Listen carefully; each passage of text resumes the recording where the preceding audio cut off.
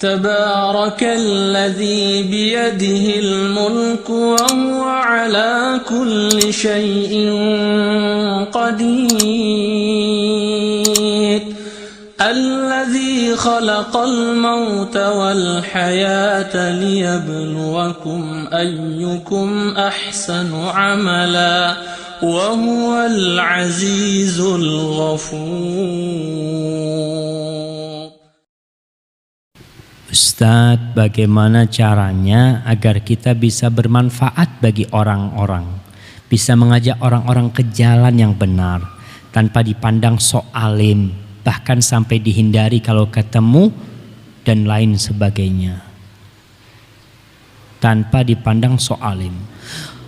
Seorang muslim apabila sudah mulai menyampaikan agama Allah, balighu anni walau ayat, kita bisa memberikan manfaat kepada orang lain itu tidak harus ceramah, enggak.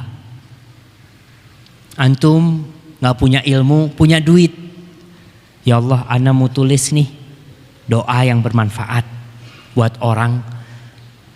Ada sebuah kisah tentang seorang orang awam nih hadir kajian, ustadznya menyampaikan tentang hadis kalimatani khafifatani 'alal lisan, thaqilatani fil mizan, habibatani ilar rahman, subhanallah wa bihamdi subhanallahil azim.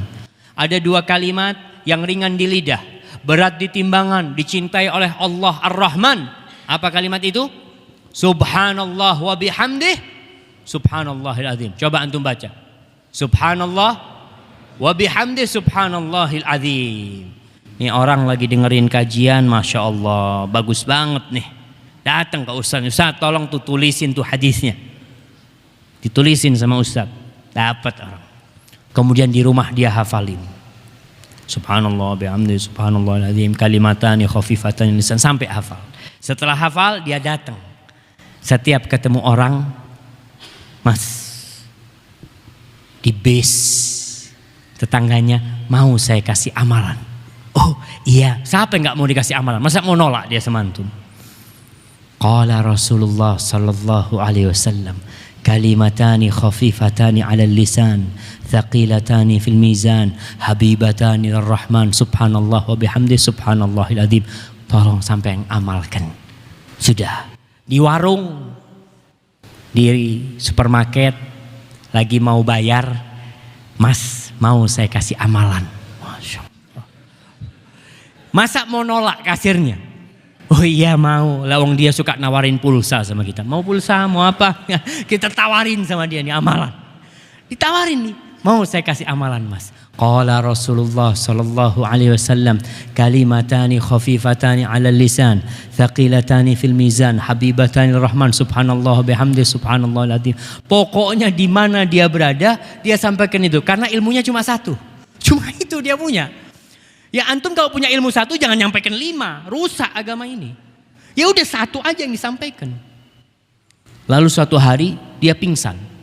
Ada masalah, dibawa ke rumah sakit. Turun dari ambulan, ditaruh di kereta dorong itu ya. Dengan diperiksa-periksa sama dokter, sama perawat. Tahu-tahu dalam kondisi dia didorong itu, dia melihat ada dokter. Ya tabib, qala Rasulullah sallallahu alaihi wasallam. Dia mengatakan kepada dokter, wahai dokter, Rasul sallallahu alaihi wasallam bersabda, 2 kalimat yang ringan di lidah, berat di timbangan, dicintai oleh Allah. Subhanallah wa bihamdi subhanallahil azim. Meninggal dunia dia. Antum bisa bayangkan. Orang itu akan ditutup dengan amal perbuatan dia. Maka jangan takut untuk menyampaikan. Kalau antum akan dikatakan soalim, wajar. Apa kata Luqman kepada anaknya? Ya bunayya aqimis shalah wa'mur bil ma'ruf wanha 'anil munkar wasbir 'ala ma asaba. Wahai ananda, dirikan salat. Kemudian perintahkan kepada kebaikan, larang kemungkaran terjadi. Wasbir 'ala ma asabak, dan bersabarlah engkau menghadapi sesuatu masalah ya dari faktor engkau berdakwah menyampaikan itu. Karena orang yang beramar ma'ruf nahi mungkar itu dibenci, nggak disukain sama orang. Tadi dikatakan soalim, aduh jangan ketemu fulan, ini so ustadz ini, wajar. Makanya bagaimana caranya? Watawasau bil haqqi watawasau bis sabr. Tapi kalau antum nggak bisa menyampaikan, ditulis. Kayak tadi itu hadis kalimatani khafifatani al lisan, antum datang ke percetakan. Tolong di print. Saya mau bikin stiker nih 1000. Sudah bagikan kepada teman-temannya, bermanfaat buat orang lain. Banyak orang yang tidak tahu dengan amalan seperti ini, tentang hukum sholat, tentang fadilah sholat berjamaah. Dulu di Madinah itu ada orang tua yang kalau sebelum maghrib dia itu datang, dia bawa kertas isinya zikir pagi sore. Sudah dicetak, dia ngelewatin orang-orang, dia bagi, fadhol, dia bagi.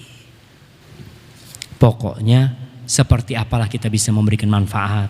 Yang di rumah sakit ya, yang menjadi polisi.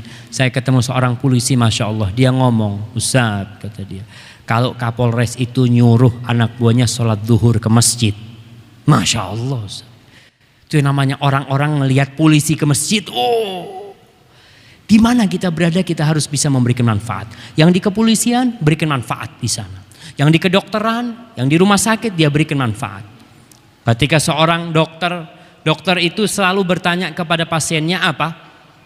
Sudah minum obat apa belum? Kalau dia ke rumah sakit, yang ditanya sudah minum obat apa belum? Diganti nih sekarang. Masuk rumah sakit, sudah sholat apa belum? Nih dokter apa ustadz nih? Tapi itu orang lebih percaya sama dokter daripada sama ustadz. Ketika dokternya ngomong, Bapak kalau nggak sholat saya nggak akan ngobatin. Siap dok, saya sholat dok. Sholat itu penting dokter. Mungkin pertama dia terpaksa dia sholat. Kita katakan, kau itu kepingin sembuh nggak? Aku ini nggak bisa menyembuhkan engkau. Yang bisa menyembuhkan engkau itu cuma Allah.